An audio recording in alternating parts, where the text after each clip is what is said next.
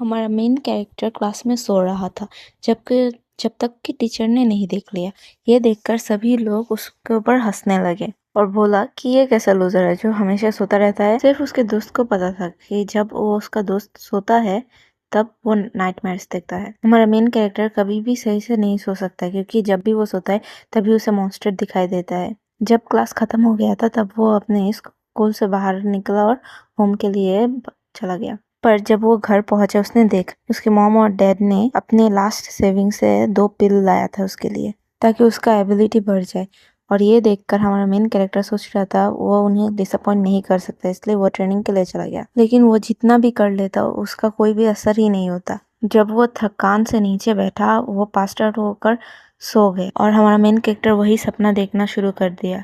पर इस वक्त वो ज़ॉम्बी भाग कर आया और उसे काटने के लिए बढ़ा, पर हमारा मेन कैरेक्टर लूशन पत्थर से उस ज़ॉम्बी को मार गिराया और उस पत्थर से उस ज़ॉम्बी को मारते ही रहा जब तक कि वो ज़ॉम्बी मरा नहीं। फिर वो उस ज़ॉम्बी के ऊपर बैठकर सोचने लगा कि ये सब क्या है और सोचा शायद ये सब खत्म हो गया कि तभी उसके वो तरफ काला धुआं आ रहा था और उसे घेर लिए, जिससे उसे बहुत ज्यादा दर्द हो रहा था। वो काला धुआं उसके अंदर जा रहा था। लूशन ज़ॉम्बी के मेमोरी देख रहा था तभी एक दूसरा ज़ॉम्बी उसके ऊपर हमला करने के लिए कूदा, पर लूशन उसके हमला करने से पहले उसे मार गिराया और उसे समझ नहीं आया कि कैसे उसके तरफ इतना ज्यादा ताकत आ गया। फिर लूशन को समझ आया कि वो सिर्फ ज़ॉम्बी के पावर ही नहीं, मेमोरी और पावर दोनों ही ले सकता है। इसके बाद लूशन जब भी आएगा ज़ॉम्बी को मार गिराएगा और उनके स्किल्स, मेमोरीज सब कुछ कॉपी कर सकता है। ये ड्रीम कोई साधारण ड्रीम नहीं है। उसे लगा यही सपना उसका मौका है ग्रोथ करने का। वो इससे अपना बॉडी फाउंडेशन सही कर सकता है। ये सोचकर ही उसे गूज़बम्प आते हैं। लूशन को यकीन नहीं हो रहा था कि ये सच में उसके साथ हो रहा था। उसे अब भी लग रहा था जैसे कि ये कोई ड्रीम ही है, पर सब कुछ असली था। कि तभी सेकेंड ज़ॉम्बी का मेमोरी उसके तरफ आते रहा, पर उसे इस बार ज्यादा तकलीफ नहीं हुआ, बल्कि उसे ये लगा कि उसका ताकत दुगना हो चुका है। उसे लग रहा था ज़ॉम्बिस के मेमोरी के कारण उसे लड़ाई करने में और भी ज्यादा आसानी होगी, क्योंकि इससे पहले उसने कभी भी लड़ाई नहीं किया था पर ज़ॉम्बी लोगों ने किया था, इसलिए ये उसके लिए एडवांटेज था। पर तभी उसके साथ कुछ अजीब हुआ और वो उस सपने में गिर गिरा। जब वो उठा तो देखा उसका शरीर पूरा भीग चुका था पसीने से और बाहर से कोई बुला रहा था उससे। कि तभी वो दरवाजा खोलता और देखता है कि ये तो उसकी छोटी सिस्टर है। उसकी सिस्टर उसे डिनर खाने के लिए पुकार रही थी। उसकी सिस्टर बहुत ही सुंदर थी, पर जब उसने देखा कि लूसान पसीने से भीगा हुआ था, ये देखकर वो तभी वहां से चली गई। उसकी सिस्टर जब जा रही थी तब लू सोच रहा था कि बचपन पर हम दोनों एक साथ खेला करते थे, पर जब से हम लोग स्कूल के अंदर गए और वो थोड़ा सा पावरफुल हो गई, तब से उसने मुझे इग्नोर करना शुरू कर दिया और मुझसे बात भी नहीं करती है। और ये भी सोच रहा था कि वो तो टॉप मार्शल आर्ट एकेडमी पर जाएगी, पर मैं तो अनाड़ी निकला। फिर हमारा लूशन अपने कमरे पर जाता है और खुद को देखता है कि उसका बहुत ही ज्यादा मसल्स हो गया था और एकदम परफेक्ट बॉडी हो गया था। ये देखकर लूशन हैरान हो गया था, क्योंकि उस सपने से बाहर आने के बाद ही अचानक से ऐसा होना, ये तो पूरा ही काल्पनिक था। उसे उसके सपने के बाद सारे के सारे यादें थे और वहां से उसने फाइटिंग भी सीख ही लिया था। और वो मन ही मन सोच रहा था, क्या मैं सपना देखकर भी स्ट्रांग बन सकता हूँ रियल लाइफ में। हमारा मेन कैरेक्टर जिस दुनिया में रहता है उस दुनिया पे सभी लोग सुपर ह्यूमंस के तरह है, पर वो उन लोगों में से आम लोगों की तरह था। लगभग 300 ईयर पहले डायमेंशनल क्रैक हुआ था, जिसके वजह से हम लोगों को ऐसा पावर मिला था और वहां से बहुत ही ज्यादा खतरनाक मॉन्स्टर आए थे, जिसके वजह से ह्यूमंस भी इवॉल्व कर पाए और साथ ही साथ मॉन्स्टर भी। इसलिए स्कूल कॉलेज में मार्शल आर्ट सिखाया जाता है। जो भी सुपर ह्यूमन निकलेगा उन्हें स्पेशल ट्रीटमेंट के वहां से अप्रोच करा जाएगा। फिर लूशन डिनर टेबल पर जाता है और वहां पर जाकर मॉन्स्टर की तरह खाना शुरू कर देता है और उसने बोला, माँ मुझे और दो, माँ मुझे और दो, जबकि उसने बहुत सारे प्लेटें खा लिया था। उसका माँ ने पूछा, आज तुम अचानक से इतना ज्यादा क्यों खा रहे हो? फिर उसके पापा ने बोला, अरे कोई बात नहीं, मेरे बेटे को और भी खाना दो, तुम एक काम करो, तुम और भी ज्यादा खाना बनाओ। और उसके पापा ने करेज के साथ बोला, इस बार तुम भी सुपर ह्यूमन की एबिलिटी पाओ ही लोगे, आखिरकार इतना ज्यादा अच्छे जो टॉनिक लाया है। और पास ही पर उसकी बहन निराशा से बोलती थी है कि अरे लू, वो तो 18 का हो चुका है पर अभी भी कोई भी मार्शल आर्ट एबिलिटी नहीं पाया। उसका की ब्लड लेवल ओनली 0.8 है, जबकि मेरा 100। ये सुनकर उसके डैड ने उसके सिस्टर को डांटा और बोला कि अभी भी समय है उसे मार्शल आर्ट एकेडमी पर जाने के लिए और वो अच्छा ही करेगा। और पास ही बैठा हुआ लू सोच रहा था उसकी मार्शल आर्ट एबिलिटी भी बढ़ रही है और ऐसा ही चलता रहा तो वो भी एलिट बन सकता है। फिर डिनर खत्म होने के बाद लू जूडो क्लब पर गया था और सोच रहा था यहाँ पर मास्टर हेंगचुआन है जो कि सबसे अच्छे जूडो मास्टर है और टॉप 10 डिसाइपल्स भी है उनका। वो इतने अच्छी तरीके से स्टूडेंट को ट्रेन कराते हैं कि वो लोग टॉप होते हैं। लू बहुत ज्यादा नर्वस हो रहा था। उनके ट्रेन किए हुए रैंक 1 मार्शल आर्टिस्ट भी बहुत ज्यादा काबिल थे। फिर वो जूडो क्लब के अंदर गया और देखा यहाँ पर भर्ती होने के पैसे बहुत ही ज्यादा थे। सिर्फ रिच किड ही यहाँ पर प्रैक्टिस कर सकता है, इतना ज्यादा पैसा था। और वो सोच रहा था कि उसके क्लासमेट भी यहाँ पर हो सकते हैं। तभी रिसेप्शनिस्ट लू से पूछती है, आप यहाँ पर रजिस्टर करने के लिए आए हैं? फिर लू बोलता है कि वो सिर्फ अपनी की पावर मापते के लिए यहाँ पर आया है और अपने कॉमबैक स्टेटस को भी चेक करना है साथ ही में। जब उस लड़की ने नोटिस किया कि हमारा लू किस अमीर खानदान से नहीं है, तब उसने उसे कोई भी स्पेशल ट्रीटमेंट नहीं दी और बोला कि वो वहाँ पर है। फिर वो मशीन के घर में पहुंचकर उसे एक्टिव करता है क्योंकि इससे पहले भी उसने उसका की मापने के लिए यहाँ पर आया था। जब उसने अपना हाथ उस मशीन के ऊपर रखा और चेक किया तब देखा कि उसकी की लेवल 0.93 प्लस हो चुकी थी। ये देखकर वो बहुत ज्यादा खुश हो चुका था और सोचने लगा कि सिर्फ 1 घंटा सोने के कारण मेरा स्टेट लेवल बढ़ गया। फिर वो ये भी सोचने लगा अगर वो ऐसे ही ट्रेनिंग करता रहे तो वो भी एक दिन अपनी सिस्टर को कैचअप कर ही लेगा और साथ ही में एक दिन वो मार्शल आर्ट पर टॉप करेगा। फिर लू सोचता है कि उसे अपनी कॉम्बैक्ट पावर भी देखना चाहिए जो कितना बढ़ा है। उसने उन ज़ॉम्बियों से जो फाइटिंग स्किल सीखी थी उसी फाइटिंग स्किल को यूज करके उस मशीन के ऊपर हमला करने का पोजीशन दिया। फिर उस मशीन के ऊपर लिखकर आया 113। ये देखकर लू खुश हो गया क्योंकि पहले उसका इतना ज्यादा नहीं था और वो सोचने लगा शायद मैं एक दिन बहुत बड़ा मार्शल आर्टिस्ट बनूंगा। फिर वो सोचने लगा कि 1 घंटे में मुझे इतना ज्यादा पावर मिल गया, अगर मैं और भी ज्यादा सो तो मुझे बहुत ही ज्यादा पॉइंट मिलेंगे। वो हमेशा जागा रहता था रात को, इसीलिए उसे रात को जगने की आदत हो चुकी थी और दिन में सोने की, और उसे रात को नींद नहीं आ रहा था और वो गुस्सा कर रहा था कि क्यों मुझे रात को दिन या नींद नहीं आ रही है। और फिर वो सोचने लगा क्योंकि मैं कुछ ज्यादा ही जल्दी सोने के लिए आ चुका हूँ इसीलिए शायद मुझे सोना नहीं आ रहा है।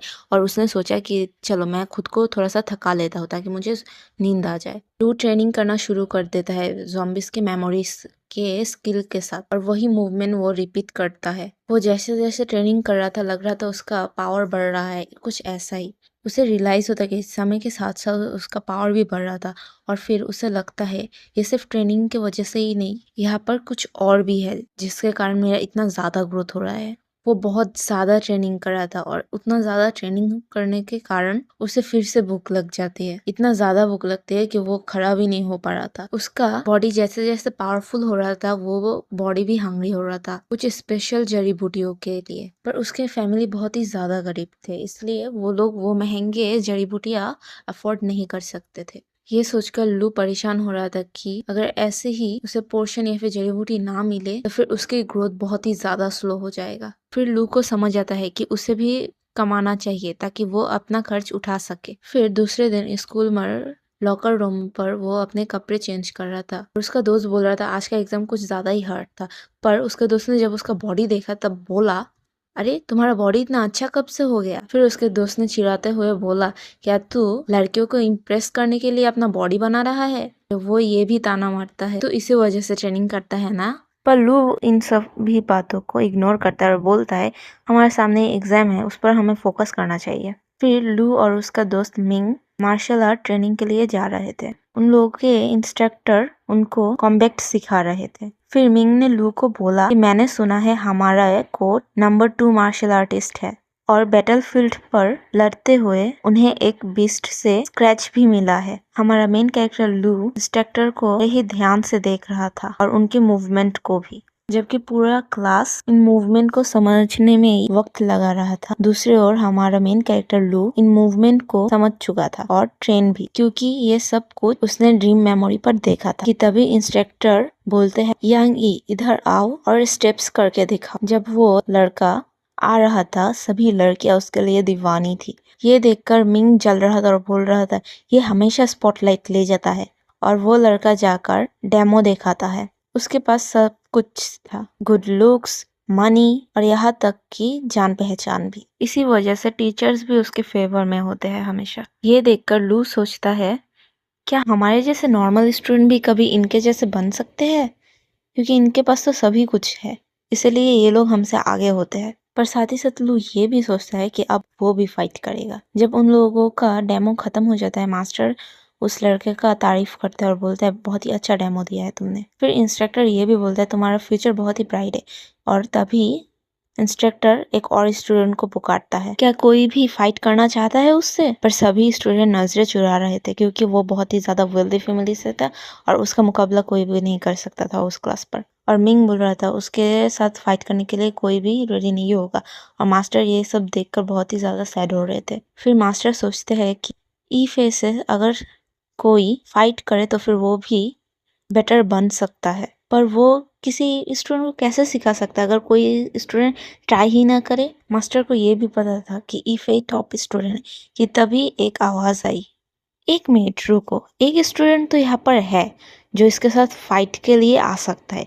और मास्टर की नजर लू की तरफ गई और लू को आने के लिए बोला। जब लू को पुकारा तब लू एक ही बार में उठकर आने लगा। ये देखकर मास्टर को बिलीव ही नहीं हुआ कि लू सच में आ रहा है, कोई बहसबाजी ना करके।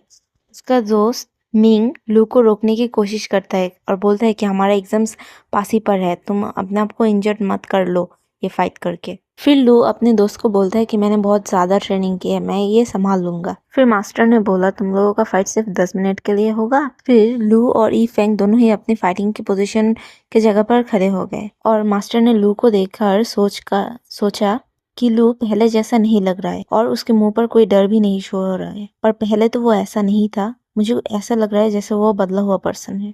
फिर मास्टर पूछता है कि लू का की स्टेटस कितना है। फिर लू ने बोला 0.93। फिर मास्टर ने सोचा ये तो बहुत ही कम है, पर उसका कॉन्फिडेंस कुछ ज्यादा ही है। मास्टर ने बोला कि देखो तुम केयरफुल होकर फाइट करना, ठीक है ना, क्योंकि तुम उससे बहुत ज्यादा लोअर हो। फिर मास्टर इशारा देता है कि फाइट शुरू करने के लिए। तभी ईफेंग ने बोला क्या तुम रेडी हो? एक काम करो, तुम अपने फोर्स एरिया को ढक लो ताकि तुम्हें ज्यादा चोट ना लगे। कि तभी पलक झपकते हमारा ईफेंग का घूसा लू के मुंह के सामने आ चुका था। और उसका ये फाइटिंग देखकर सभी लोग डर रहे थे कि ये लू को शायद कुछ ज्यादा ही लग जाएगा। ईफे पूरा श्योर था कि वही जीतेगा, पर तभी लू नीचे झुक गया और उसका जो वार है वो लू को नहीं लगा। ये देखकर सभी लोग हक्का बक्का रह गया कि लू ने डॉच कर लिया। कि पलक झपकते लू ईफेंग के तरफ बढ़ा और उसे जोरदार एक घूसा मारा। उस घूसे के कारण लू बहुत दूर जाकर गिरा। ईफे साथ ही बेहोश भी हो चुका था और मास्टर जल्दी से ईफे के सामने गया और बोला कि क्या तुम ठीक हो? और सभी लोग डर गए थे। कोई भी बिलीव नहीं कर पा रहा था कि लू जैसे लूजर ने एक टॉपर को हरा दिया है। कि तभी मास्टर चिल्लाता है और बोलता है तुम सब लोग ऐसे जाओ और जल्दी से डॉक्टर को पुकारो। फिर ईफे को स्ट्रेचर पर लेकर जाने के लिए रेडी थे और पीछे से लू बोलता है कि मैंने नहीं सोचा था कि इतने ज्यादा जोर से लग जाए और मैं अभी भी अपनी स्ट्रेंथ को कंट्रोल नहीं कर पाया हूँ। फिर मास्टर ने उसे आश्वास दिलाया कि कॉम्बैट ट्रेनिंग पर इंजरी होती ही रहती है, इसके बारे में ज्यादा चिंता मत करो। फिर मास्टर ने बोला कि उनके साथ ऑफिस पर आओ और लू ने बोला ठीक है और अपने दोस्त को बाय बोलकर चला गया। पर पीछे से कोई भी स्टूडेंट बिलीव नहीं कर पा रहा था कि लू के पास इतना ज्यादा स्ट्रेंथ है। और वो लोग बातें कर रहे थे कि ईफे के पास 1.2 की स्टेट थे पर फिर भी वो हार गया। क्या लू इतना ज्यादा ताकतवर हो गया? कि कुछ देर बाद लू और उसके मास्टर के रूम के अंदर गए और देखा वहां पर एक ट्री और एक डमी खड़ा हुआ था। फिर मास्टर ने बोला सबके पास हॉबी भी होती है और ताकत भी। फिर मास्टर ने बोला लू क्या तुम ड्रग्स यूज करते हो ताकि तुम्हारा ताकत बढ़ जाए? ये सुनकर लू हैरान हो गया। फिर लू ने बोला बिल्कुल भी नहीं मास्टर। ये सुनने के बाद मास्टर ने बोला कि वो लोग फिर से लू का की स्टेट और स्ट्रेंथ ये दोनों चेक करके देखेंगे। अगर दोनों चीजें ठीक निकले तो फिर मास्टर लू को छोड़ देंगे। फिर लू पॉइंट चेक करने के लिए अपना हाथ उस गोलम के ऊपर रखता है और बहुत ज्यादा फ्लैशेस निकलने लगते हैं।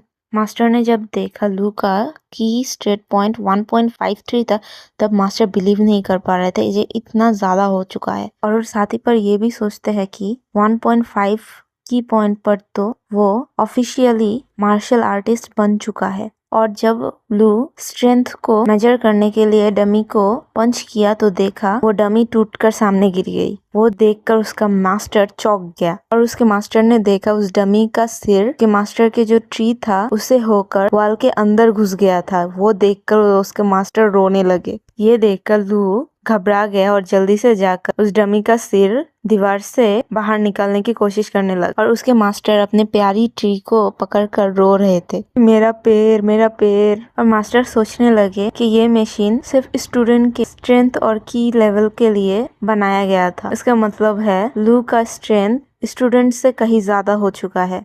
वो दोनों आमने सामने बैठे हुए थे और लू बोल रहा था इससे पहले उसका की बहुत ही कम था, 0 पॉइंट समथिंग था। फिर मास्टर ने पूछा कितने पहले? फिर लू ने बोला हमारे जब एग्जाम हो रहे थे तब लगभग 1.5 महीने पहले। मास्टर बिलीव नहीं कर पा रहे थे, सिर्फ 2 वीक पहले? इतना जल्दी तुम्हारा कैसे ग्रोथ हो सकता है? फिर मास्टर ने पूछा क्या तुम कोई सी नोबल फैमिली से हो या फिर तुम्हारा कोई ग्रैंड मास्टर है?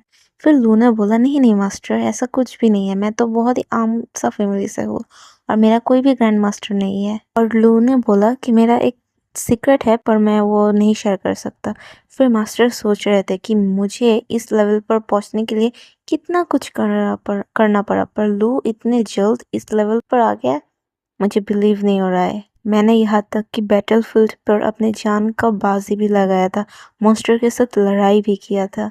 और मॉन्स्टर के साथ लड़ाई करते हुए मुझे समझ आया मॉन्स्टर के साथ लड़ाई करना और इंसानों के साथ लड़ाई करने में कितना ज़्यादा अंतर है। सिर्फ एक्स्ट्रा ऑर्डिनरी पावर वाले ही इन मॉन्स्टर के साथ फाइट कर सकते हैं। फिर लू के मास्टर गहरी सांस लेकर बोलते हैं कि तुम तो एलिट क्लास पर जाने की योग्य हो। ये सुनकर लू बोलता है कि नहीं मास्टर, मुझे इस क्लास पर ही रहना है क्योंकि ट्रेनिंग तो खुद के अंदर है। मैं जिस भी क्लास में जाऊँ ना क्यों, मुझे तो ट्रेनिंग खुद से ही करना पड़ेगा। ये सुनकर मास्टर बोलता है तुम्हें हमारा स्कूल पूरे के पूरे सपोर्ट देगा। ये सुनकर लू मास्टर से 2 फेवर मांगता है और बोलता है मुझे मार्शल आर्ट स्कॉलरशिप चाहिए और दूसरी चीज ये कि मैं रेगुलर स्कूल कंटिन्यू नहीं करूँगा, मुझे छुट्टियाँ ज़्यादा चाहिए। टीचर ये सुनकर बोलता है क्या तुम्हें फाइनेंशियली कोई हेल्प चाहिए? और अपने जेब से ब्लैक कार्ड बाहर करके लू को देता है और बोलता है कि ये हाफ है स्कॉलरशिप के, बाकी के पैसे कुछ दिनों में तुम्हें मिल जाएगा। ये देखकर लू हक्का बक्का रह जाता है। लू उस कार्ड को हाथ पर लेके मास्टर को थैंक यू बोलता है और मास्टर बोलता है तुम ऐसे ही हार्ड वर्क करते रहो, तुम्हारी वजह से हमारा नाम भी रोशन होगा। इसके बाद लू अपने क्लास के वहां जाने के लिए रवाना होता है। जैसे ही लू जाता है मास्टर एक्साइटमेंट से भर जाता है और बोलता है मेरे हाथ तो कोहिनूर लग गया है, अब हमारे नाम से पूरा का पूरा सिटी भर जाएगा। हम लोगों ने एक जीनियस जेम को बाहर किया है अपने स्कूल से, जो हमारा नाम चारों ओर होगा। लू को हमारे अंडर रखना पड़ेगा हमारे सीक्रेट वेपन के जैसे। फिर सीन शिफ्ट होता है जहाँ पर एक एम्प्लॉय हर्ब्स या फिर टॉनिक जो भी बोलो वो सेल करने के लिए एक मदर और डॉटर को बोल रही थी और लू वहीं से पीछे से जा रहा था और लड़की की माँ बोल रही थी कि ये बहुत ज्यादा ही एक्सपेंसिव है इसलिए समझकर यूज करना। और लू मन ही मन सोच रहा था कि इस दुनिया में जिनके पास पैसे है वही ग्रोथ कर सकते हैं और जिनके पास पैसे नहीं है वो नीचे रह जाते हैं। और साथ ही साथ ये सोचता है अगर मैं पहले जैसा लू रह जाता तो फिर इस टॉनिक को खरीदने की मैं उम्मीद भी नहीं कर सकता था। मैं तो मेरे बहन के पीछे ही रह पा जाता और मेरा बहन मुझे घसीट घसीट कर सामने लेती। मैं फीमेल के लिए सिर्फ एक बोझ बनकर रह जाता। ये सोचकर हमारा लू बाहर आता है और देखता है 2 स्टूडेंट बात करते जा रहे थे कंप्यूटर के बारे में। उनकी बातें सुनकर लू को महसूस होता है कि पहले वो यही काम करता था, अपना टाइम वेस्ट करता था, गेमिंग खेलता था और वगैरह वगैरह करता था, पर अब वो एक नया पाथ ले रहा है जो कि मार्शल आर्ट का पाथ है और अभी उसकी जिंदगी बिल्कुल नई तरीके से जाएगा, इसीलिए उसे उसका 100% देना पड़ेगा। वो अंदर ही अंदर सोचता था कि वो एक फिश टैंक की मछली है जो फिश टैंक पर ही रह जाएगा, पर अभी ऐसा कुछ भी नहीं है। अभी कुछ ऐसा है जैसे कि वो फिश टैंक को तोड़कर बाहर की दुनिया को एब्जॉर्व कर रहा है। वो अपना रियलिटी फेस कर रहा है और इस दुनिया को बदलने के लिए पहला कदम ले रहा है कि तभी उसे महसूस होता है जैसे कि उसके बॉडी में कुछ पावर्स आ गया था और तब मुझे याद होता है कि उसने जो मॉन्स्टर को मारा था उसका फ्यूजन अभी हुआ है, जिसकी वजह से उसका स्ट्रेंथ थोड़ा सा बढ़ चुका है। लू जाते जाते ये सोचता है कि मार्शल आर्ट के वर्ल्ड पर मैं एक और कदम आगे बढ़ चुका हूँ, और मन ही मन सोचता है कि मैं अपनी मदर, फादर और सिस्टर को एक बेहतरीन फ्यूचर दूंगा। फिर सीन शिफ्ट होता है लू के ज़ॉम्बी के साथ फाइटिंग सीन पर, जहाँ पर लू एक ही अटैक पर ज़ॉम्बी को चारों खाने चित कर देता है। फिर तभी उसके माइंड पर ज़ॉम्बी के मेमोरी जाता है, और उस मेमोरी पर यह था कि आसपास एक बेस है। फिर वो सोचता है कि आसपास तो कोई भी ज़ॉम्बी दिखाई नहीं दे रहा है। फिर सामने जाते जाते वो देखता है कि 2 ज़ॉम्बी उसके सामने ही थे, और वो स्पीड के साथ उस दोनों ज़ॉम्बी को मार गिराता है। फिर वो रफ्तार के साथ बेस के सामने जाता है और देखता है एक पूरा का पूरा शहर। पर वो जब बेस के और भी करीब जाता है देखते है कि एक बहुत बड़ी एक क्रैक है। फिर वो मन ही मन सोचता है इतनी बड़ी क्रैक कोई बड़ा मॉन्स्टर ही दे सकता है। उस क्रैक के अंदर पहुंचने के बाद उसे महसूस होता है ये अंदर से भी बहुत ज्यादा ही चौड़ा है। ऐसा मॉन्स्टर होगा जो इस अटैक को किया होगा। और जब वो खड़ा होकर वो बेस देखता है, वो देखता है वो बहुत ज्यादा एडवांस था बेस। फिर भी मॉन्स्टर ने इस बेस को तबाह कर दिया, इतना ज्यादा अपडेटेड, जबकि हमारे शहर तो बहुत ही कम अपडेटेड है। इसके तुलना में 100 गुना कम अपडेटेड है, और ये इतना ज़्यादा अपडेट है। अगर हमारे शहर में मॉन्स्टर अटैक करे तो फिर वो तो चूर मार हो जाए। ये सोचते सोचते उसकी नज़र एक बड़ी सी बिल्डिंग पर गई, जहाँ पर उसे लगा कि कोई लाश गिरी पड़ी हुई थी। पर जब वो गौर से देखता है तो वो देख पाता है वो एक ज़ॉम्बी है।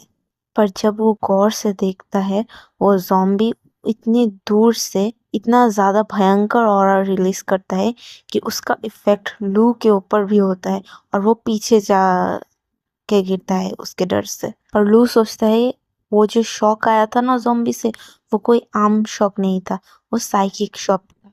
और लू मन ही मन सोचता है कि मैं तो उस ज़ॉम्बी के आसपास भी नहीं हूँ, मुझे उतने ज़्यादा ताकतवर बनने के लिए बहुत कुछ करना पड़ेगा। और लू सोचता है कि उस तरफ ना जाने में ही भलाई है, और फिर वो अपना दिशा बदल लेता है और वही के आसपास जो आम ज़ॉम्बी थे उनको मारने लगता है। उन ज़ॉम्बिस को मारते हुए वो एक अपार्टमेंट के अंदर जाता है और देखता है वहाँ पर वो स्पून और कई सारे चीज वैसे के वैसे ही पड़े हुए थे। उससे वो सोच आता है कि यहाँ पर भी इंसान रहते थे, पर अचानक अटैक के कारण शायद वो सभी लोग यहाँ से चले गए। शायद ये कोई वायरस होगा जिसकी वजह से सभी इंसान अफेक्टेड हो गए। तभी उसकी नजर सामने पड़ी एक गोले पर जाती है। जैसे ही वो उस गोले के सामने जाकर उस गोले को छूता है, एक होलोग्राफिक के जैसा कुछ नजर आना लगता है। वो इंटरफेस लू को बोलती है कि I am the artificial intelligence. लू ये देखकर हैरान हो गया कि ये होलोग्राम कितना ज्यादा रियलिस्टिक लग रहा है। फिर वो रियलाइज करता है कि ये एआई तो मेरी ही वॉइस का नकल कर रहा है। क्या इसके अंदर कोई लैंग्वेज सेटअप है जिसके वजह से इसका लैंग्वेज मैं समझ पा रहा हूँ? लू ये देखकर हैरान था और पूछ रहा था क्या मुझे कोई भी इंफॉर्मेशन मिल सकता है? ये सुनकर एआई बोलती है हाँ, कोई भी इंफॉर्मेशन मिल सकता है। फिर लू ने बोला ठीक है, तो फिर मुझे कुछ रिपोर्ट दो कुछ दिनों का। ये सुनकर एआई प्रोसेसिंग करने लगता है और उसके सामने सारे के सारे रिपोर्ट ला के रख देता है, जहाँ पर मार्शल आर्ट के बारे में पूरा का पूरा हिस्ट्री लाकर उसके सामने रख दिया था। ये देखकर लू हैरान हो गया, इतना सारा डेटा। वहाँ पर 10th रैंक के मार्शल आर्ट की भी स्टोरी थी, बेस के बारे में बहुत ही ज्यादा क्रिटिकल इंफॉर्मेशन। लू ये देखकर हैरान हो गया कि 10 रैंक के मार्शल आर्ट होने के बावजूद भी ये बेस टिक नहीं पाया। ये तो बिलीव ही नहीं हो रहा है। जैसे जैसे वो सामने जा रहा था, फिर एआई ने मॉन्स्टर ने जो डिस्ट्रक्शन किया था उसका फुटेज दिखाया, और वो मॉन्स्टर को भी। ये देखकर लू हैरान रह गया कि इतना ज्यादा पावरफुल मॉन्स्टर। ये देखकर लू सोचने लगा इतना ज्यादा पावरफुल सिक्योरिटी और इतने बड़े मार्शल आर्टिस्ट होने के बावजूद भी ये बेस नहीं टिक पाया। अगर इस बेस की जगह हमारे एकेडमी या फिर शहर को देखा जाए तो फिर वो तो कभी टिक भी नहीं सकेगा। और जब इंसानों को लगा कि वो मॉन्स्टर को नहीं हरा सकते हैं, तब वही इंसान अपने वर्ल्ड को छोड़कर एक दूसरा वर्ल्ड या फिर बोलूं तो धरती खोजने के लिए स्पेस पर चले गए। फिर लू सोचता है कि सिविलाइजेशन चले जाने के बाद से ये जैसा था वैसा ही रह गया। फिर लू सोफे के ऊपर बैठकर एआई से कहता है कि मुझे और भी ज़्यादा हिस्ट्री दिखाओ। फिर एआई लू को और भी ज़्यादा हिस्ट्री दिखाना शुरू कर देती है। जैसे जैसे वो हिस्ट्री देख रहा था, लू को ये लग रहा था जैसे कि वो कुछ भी नहीं है। अगर ये लोग नहीं टिक सके तो फिर हम क्या टिकेंगे। फिर ये सोचते सोचते लू फर्स्ट एरा के मार्शल आर्टिस्ट के बारे में हिस्ट्री पढ़ने लगा और वो पढ़ के वो हक्का बक्का रह गया, क्योंकि उस फर्स्ट एरा के मार्शल आर्टिस्ट और उसके वर्ल्ड के मार्शल आर्टिस्ट यानी कि धरती के मार्शल आर्टिस्ट बिल्कुल सेम थे। ये देखकर लू को लगा कि ये कोई भी एलियन वर्ल्ड नहीं है, ये उसका ही वर्ल्ड है, जो कि उसका वर्ल्ड का फ्यूचर है। क्योंकि एआई वॉइस ऑटो जनरेटेड हो सकती है, पर मार्शल आर्टिस्ट और हिस्ट्री ये हूबहू मैच खाने का मतलब है ये उसी का धरती है। और जब उसे ये रियलाइज हुआ, वो बहुत ज़्यादा नर्वस हो गए, क्योंकि उनका फ्यूचर आगे नहीं था। क्या 10 साल बाद हमारे धरती का ये हाल होगा? फिर उसने एआई के पास जाकर पूछा, क्या ये कोई पैरेलल इन यूनिवर्स है? और एआई ने बोला नो। फिर लू ने पूछा, क्या मेरा पर्सनल इंफॉर्मेशन है तुम्हारे पास? कि तभी एआई लू का इंफॉर्मेशन स्कैन कर कर बाहर कर देती है और लू देखता है वो सिर्फ 28 साल के लिए बच पाएगा। फिर ये देखकर लू पूछता है, क्या मैं चिंगे का नाम का कोई भी इंफॉर्मेशन देख सकते हो? वो मेरा बहन है। फिर एआई ढूंढकर बोलती है कि नहीं सर, वो एरर बता रहे हैं, हम नहीं दिखा सकते हैं, पर हमें ब्लड सैंपल चाहिए रजिस्ट्रेशन के लिए। लू पूछता है कि रजिस्ट्रेशन के लिए ब्लड सैंपल मैं कैसे दूं? कि तभी एआई उसके सामने जाती है और उसका हाथ बाइट कर लेती है और बोलती है रजिस्ट्रेशन कंप्लीट हो चुका है। ये देखकर लू शर्मा जाता है। ब्लड सैंपल लेने के बाद वो एआई बोलती है, ये आपका ब्लड सैंपल इस बेस के साथ मैच हो चुका है। ये देखकर लू चौंक गया कि क्या? कि तभी लू का नया इन्फॉर्मेशन आ चुका था उसके सामने। उसका जो प्रोफाइल पिक्चर था वो पहले का प्रोफाइल पिक्चर से बहुत ही ज़्यादा अलग था। ऐसा लग रहा था जैसे कि फ्यूचर चेंज हो चुका है और वो वहाँ पर वो अपने स्कूल पर टॉप करता है और आगे जाके अच्छा ट्रेनिंग करता है और एक मिलिट्री पर काम करने के बाद एक मॉन्स्टर के हाथों मारा जाता है। और ये भी देखता है कि वो 37 की एज पर मारा गया है, जबकि पहले वाले पर वो 28 पर मर गया था। लू ये सोचकर हैरान हो रहा था कि जैसे जैसे वो प्रोग्रेस कर रहा है वैसे वैसे ही उसका फ्यूचर भी चेंज हो रहा है। और लू सोचता है इस डेटाबेस पर मेरा अभी का जो ग्रोथ है उसी ग्रोथ के अनुसार सब कुछ है। लू मन ही मन सोचने लगा, शायद मेरा ग्रोथ अगर और भी हो तो फिर मैं और भी ज़्यादा फ्यूचर चेंज कर सकता हूँ। अपनी ड्रीमिंग मेथड के अनुसार मैं और भी ज़्यादा पावरफुल बनूंगा और इस सिटी पर सबसे ज़्यादा पावरफुल इंसान बनूंगा। लू को लगता है अगर वो ऐसे ही ग्रोथ करता रहा तो फिर ह्यूमैनिटी को एक दिन बचा पाएगा। फिर सीन शिफ्ट होता है लू के घर पर, जहाँ पर लू ब्रेकफास्ट करने के लिए गया था और उसकी माँ पूछती है, लू तुमने अपना यूनिफॉर्म क्यों नहीं पहना है? फिर लू बोलता है कि टीचर ने बोला है मुझे सेल्फ स्टडी करने के लिए, इसलिए मैं स्कूल नहीं जा रहा हूँ। ये सुनकर उसकी बहन बोल रही थी, ये कैसे हो सकता है? टीचर्स ने इससे पहले तो किसी को भी ऐसा फेवर नहीं किया था। फिर उसकी माँ बोलती है, हाँ हाँ ठीक है। फिर लू खाना खाने के बाद अपनी ट्रेनिंग के लिए जा रहा था। ये सुनकर उसके माँ बोल रही थी ठीक है, और उसकी सिस्टर नोटिस कर रही थी कि उसका भाई कितना ज्यादा बदल चुका है पहले से। वो पहले जैसा वीक बंदा नहीं रहा है। कि तभी हमारा मेन कैरेक्टर रूम के अंदर जाने के बाद उसे कॉल आता है और वो कॉल पकड़कर हेलो बोलने के साथ साथ ही उसका टीचर बोलता है, उसके टीचर बोल रहे थे कि तुम्हारे स्कॉलरशिप के बाकी पैसे आ चुके हैं, तुम जल्दी आकर रिसीव कर लेना। लू ये सुनकर बोलता है ठीक है मैं कल आ जाऊंगा। फिर लू फोन रखकर ट्रेनिंग करने के लिए बैठ जाता है और सोचता है कि जल्द से जल्द मुझे हायर लेवल पर जाकर सभी लोगों को शॉक करना है और मेरे फ्यूचर को चेंज करना है। फिर वो ड्रीम के अंदर जाकर एआई के सामने जाकर एआई को बोलता है, मुझे सभी मार्शल आर्ट्स के कल्टीवेशन मेथड दिखाओ। फिर एआई बहुत सारे कल्टीवेशन मेथड ले आता है, जो देखकर ली हक्का बक्का रह जाता है कि इतने सारे कल्टीवेशन मेथड। फिर लू बोलता है नहीं नहीं, मुझे मेरे लिए जो परफेक्ट है और जो बहुत ज़्यादा पावरफुल है, जो मुझे सूट करता है, कुछ ऐसा दिखाओ। ये सुनकर एआई फिर से स्कैन करने लगती है और उसके लिए 3 सबसे बढ़िया मार्शल आर्ट कल्टीवेशन टेक्निक बाहर करती है। पहला वाला मेथड था स्टार बॉडी रिफाइनिंग और दूसरा वाला था नेचुरल ब्रीदिंग और तीसरा वाला था क्रिस्टलाइजेशन टेक्निक। और लू ये देखकर हैरान थे कि ये तीनों के तीनों टेक्निक रैंक 11 के मार्शल आर्टिस्ट ने बनाया है, जबकि मॉडर्न एरा पर मतलब लू के एरा पर रैंक 9 ही सबसे हाईएस्ट मार्शल आर्टिस्ट है। फिर लू ये देखकर सोचने लगा कि टॉप मार्शल आर्टिस्ट अपने लेगेसी अपने पीछे छोड़कर गए थे ताकि बाकी लोग और भी ज़्यादा प्रोग्रेस कर सके। और लू सोच रहा था कि उनकी लेगेसी फ्यूचर पर ना जाकर पास्ट पर मुझे मिली, पर कोई भी बात नहीं, मैं इसी लेगेसी को यूज़ करके हमारी ह्यूमैनिटी को बचाऊंगा। और अपना टाइम वेस्ट ना करते हुए लू पहला वाला मार्शल आर्ट कल्टिवेशन टेक्निक करना शुरू कर दिया था, जहाँ पर उसका ब्लड और माइंड दोनों ही रिफाइन होना शुरू कर दिया था। और उसका शरीर इतना ज़्यादा चल रहा था जिसके वजह से वो हैंडल के बाहर चला गया था। फिर भी वो कोशिश किया जा रहा था कि तभी उसे महसूस होता है कि उसका शरीर के हर एक अंग जल रहे हैं। उसको फील हो रहा था जैसे कि एक क्रिस्टल के अंदर बहुत सारा हीट दे चुका है, जिसकी वजह से वो क्रिस्टल कभी भी टूट सकता है। फिर लू अपना आँख खोलकर देखता है कि उसके आसपास सभी जगह आग से भरे हुए थे और उसे